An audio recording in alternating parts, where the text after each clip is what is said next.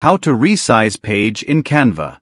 When you're working on a design, you'll find the Resize button at the top of the page, next to the File option in the header.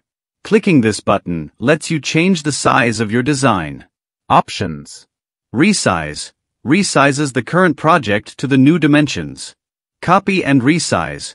Creates a new project with the new size while keeping the original design intact. You can even resize your design to multiple dimensions at once by selecting more than one size from the list. Each resized version is saved as a separate project. You can organize these in folders. On the left-hand side of Canva, under Projects, you can create folders to keep different sizes of your designs grouped together for easy access.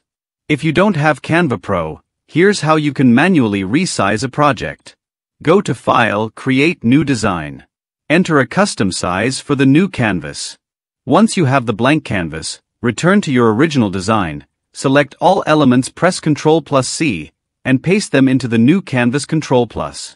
You may need to adjust some elements, such as resizing and repositioning objects to fit the new canvas. This method allows you to recreate your design in a new size without needing Canva Pro. Though it requires a bit more manual effort, it's an effective workaround.